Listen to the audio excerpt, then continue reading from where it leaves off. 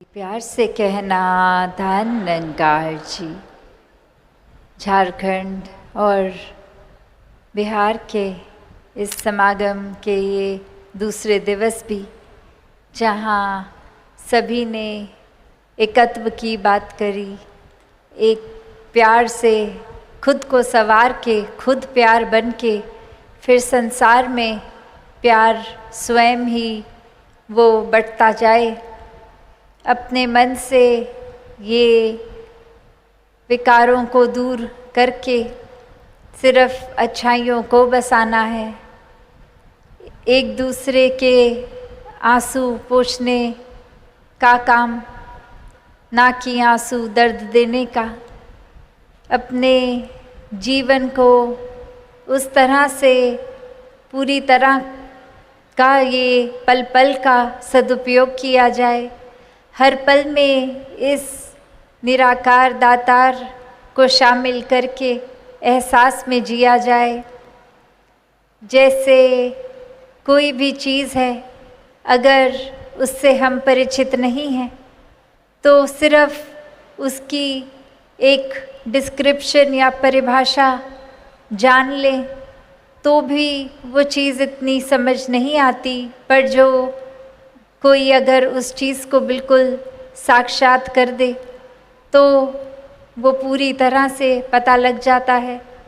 उसी प्रकार चाहे अनेकों नामों से इस परमात्मा का नाम लिया जा रहा है और परिभाषाएं भी कि हमेशा ये कायम दायम रहने वाला, ना घटता है, ना बढ़ता है, ना जलता है, ना कटता है। ये पहले भी जैसा था, आज भी ऐसा, और हमेशा सृष्टि खत्म होने पे भी।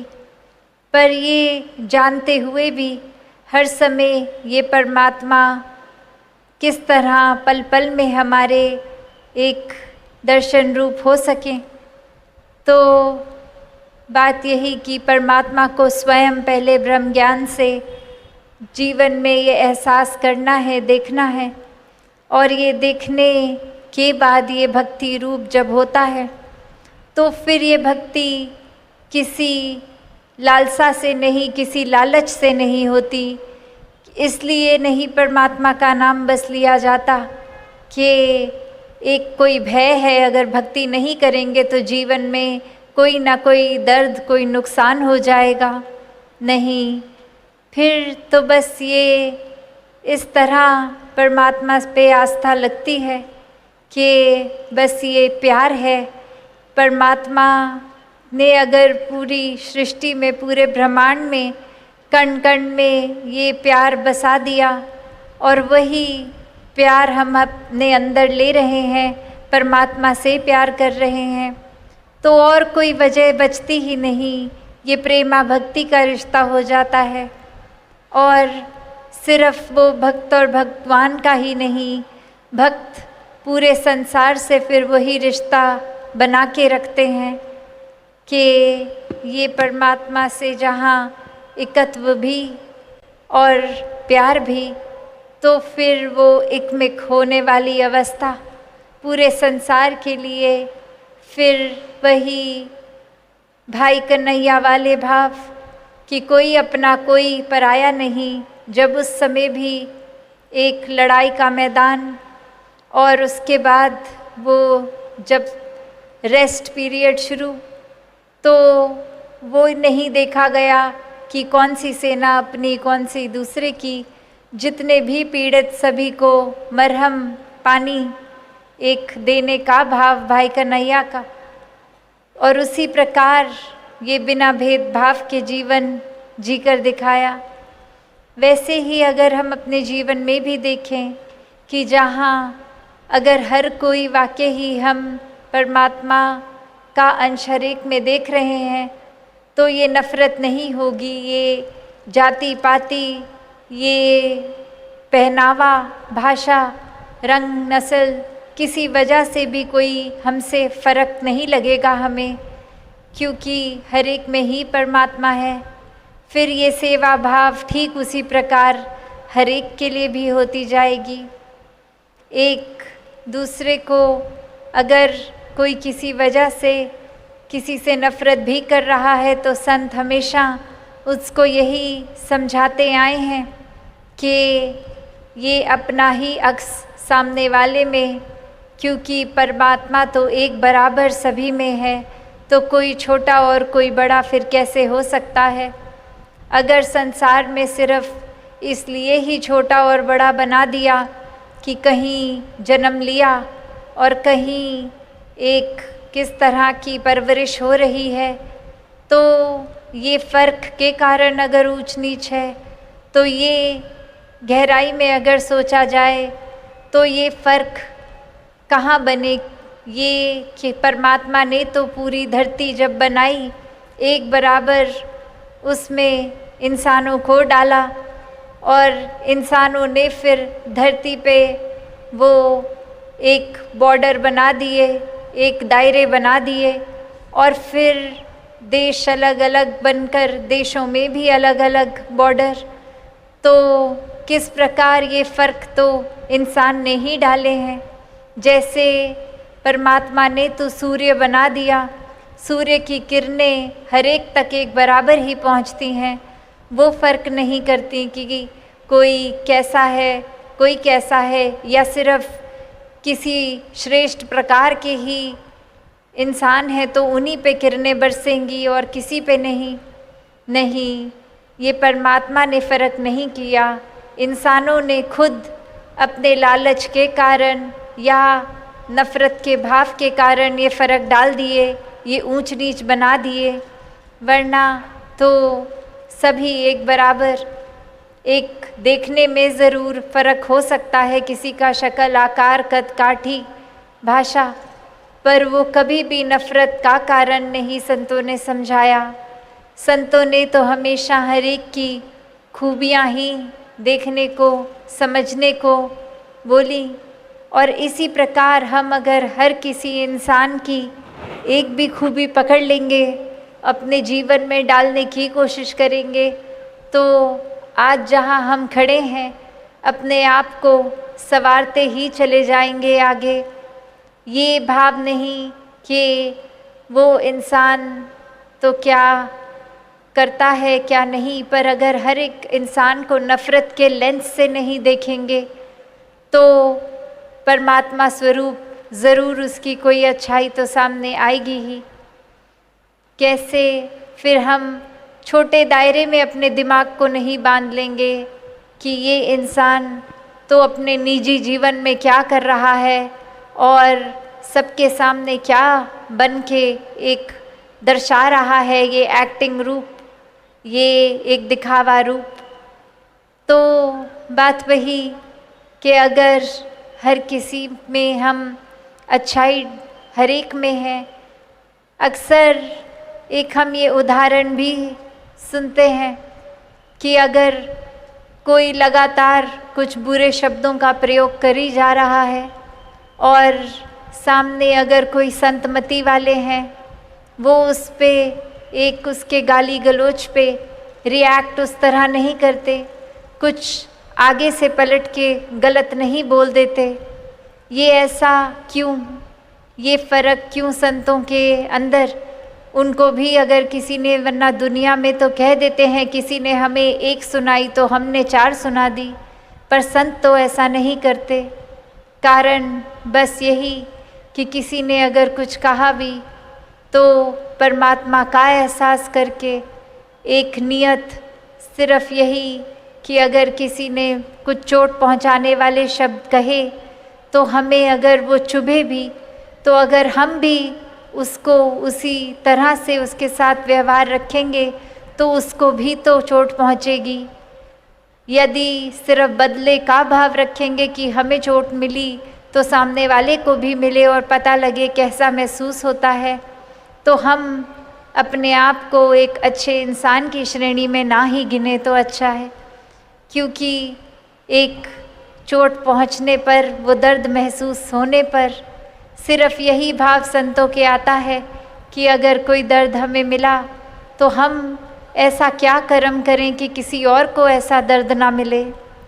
ये भाव होते हैं कि अगर किस तरह दूसरों के जीवन से कांटे हम हटा सकें, सिर्फ एक आराम दे सकें।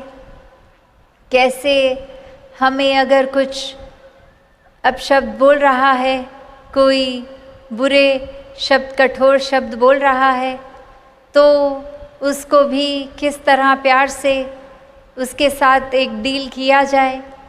वरना तो बहुत ही आसान है कि ये बदले के भाव या फिर ये अपना स्कोर सेटल करने की जो बात होती है, ये एक हिसाब किताब। पर वहीं देखें तो परमात्मा ने कौन सा हमारे साथ हिसाब किताब किया है। परमात्मा ने प्यार किया और यही प्यार का रिश्ता, यही उम्मीद हमसे भी।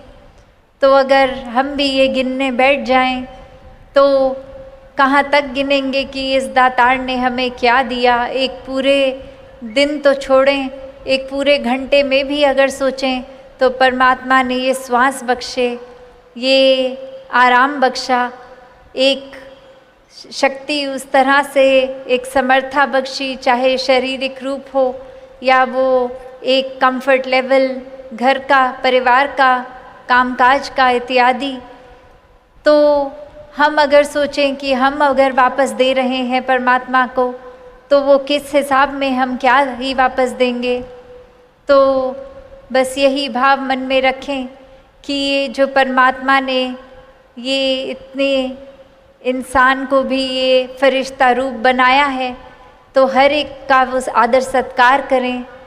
ये नर पूजा, ये नारायण पूजा के समान वाली बात कि ये सेवा भाव है मन में, तो इंसानों के एक ये सेवा करते हुए वही भाव कि हम वो कोई जैसे पूजा के समय मन में भाव होते हैं, एक आराधना करने समय ये जो सत्कार के परमात्मा के प्रति भाव होते हैं, ऐसे ही पूरे संसार के मनुष्यों के लिए जब आ जाएं तो वाकई ही एक असली इंसान की श्रेणी में हैं, परमात्मा के एहसास में रह रहे हैं, तो इंसान कहलाने लायक हैं।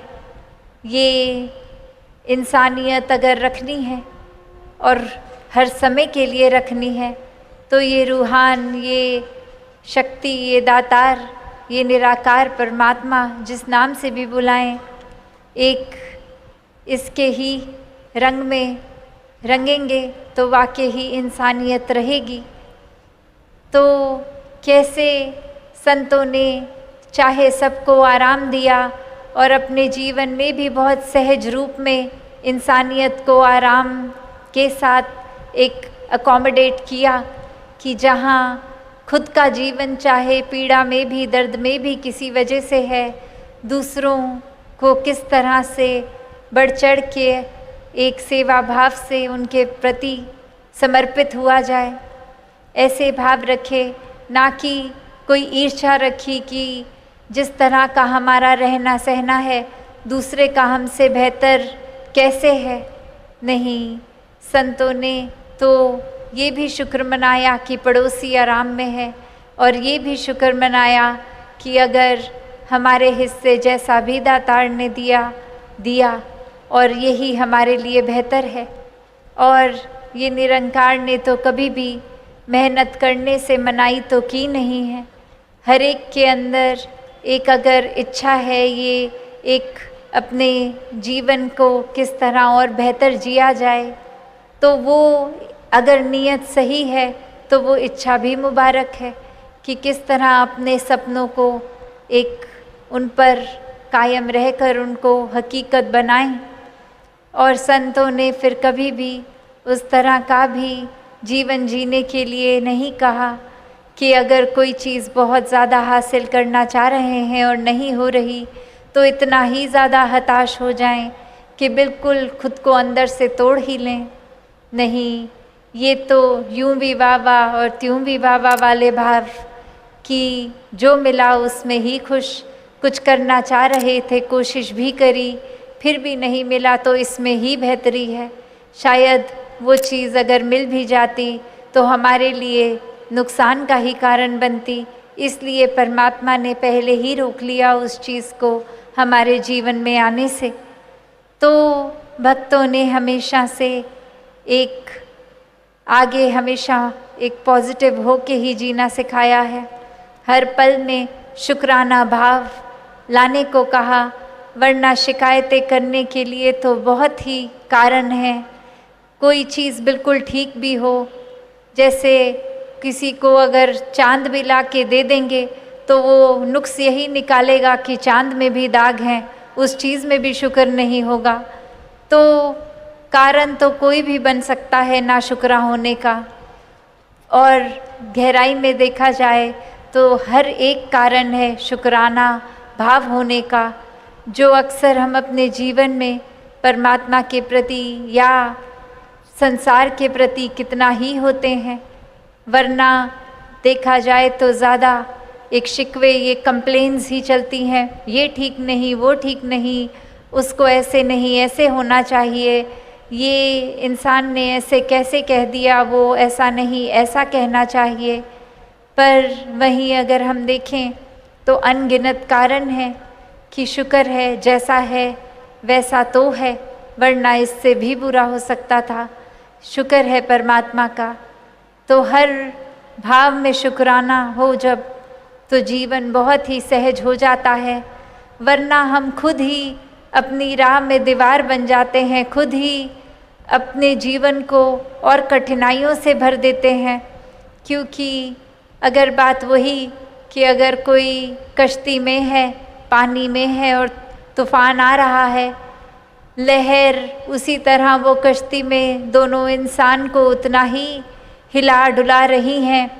एक तो यही शुक्राना कर सकता है और दूसरा ये कंप्लेन कि क्यों आ रही है तूफान, ऐसा क्यों कर रहा है परमात्मा हमारे साथ। और वहीं दूसरे इंसान ने इसका भी शुक्राना किया कि चलो भले तूफान आ रहा है पर कश्ती तो दी कि हम एक छोर तक चल पा रहे हैं, चाहे मेहनत लग रही है, स्ट्रगल लग रही है।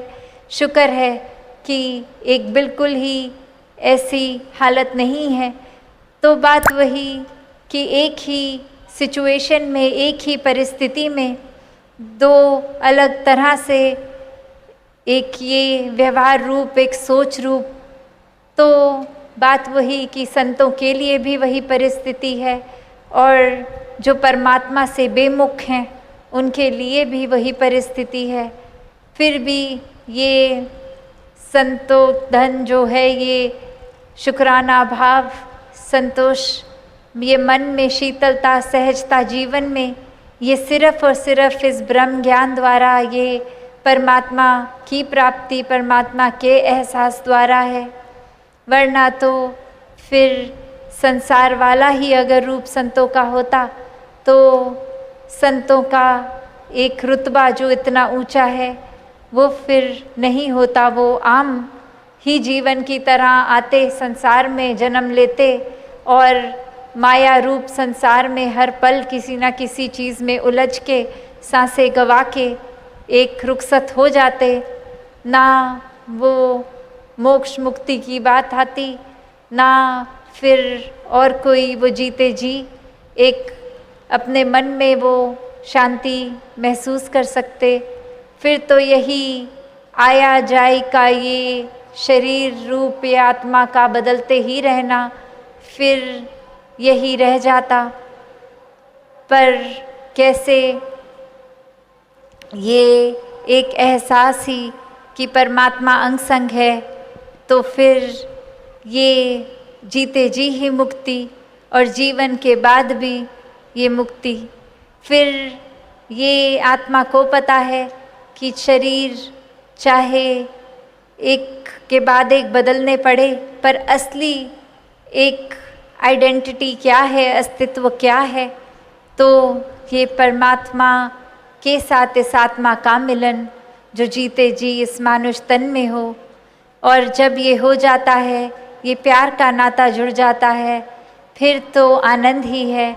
हर परिस्थिति में एक समझ है कि ये आई है अगर दुख की भी घड़ी तो ये चली भी जाएगी। और कैसे ये निर्लेप रूप इस आत्मा पे चीज़ों का फिर उस तरह प्रभाव नहीं पड़ता। एक जीते जी भी परिस्थितियों का प्रभाव इस तरह नहीं पड़ता, तो एक रस ही रहते हैं संत। ऐसा ही जीवन हम सबका ये ब्रह्म ज्ञान द्वारा होना संभव। बस बात ये कि हम अपने मन में इस ब्रह्म ज्ञान, इस निराकार को कितना टिका रहे हैं। वरना तो ब्रह्म ज्ञान लेकर भी अगर जीवन उस तरह का नहीं बना सके तो फिर परमात्मा होते हुए भी जीवन में नहीं है। फिर तो वही बात हो गई कि अगर हम खुद ही रोशनी होते हुए अपनी आँखों को बंद कर रहे हैं तो यही बात कि हमारे लिए तो अंधकार ही है, चाहे आसपास फिर रोशनी ही रोशनी क्यों ना हो। तो परमात्मा हर पल में है, बस ये एहसास बनाए रखना ये हमारी जिम्मेवारी। इसी ने, इस एहसास ने, इस लिव ने, इस कनेक्शन ने ही हमें एक भक्ति का मार्ग हमारे हिस्से रखना है।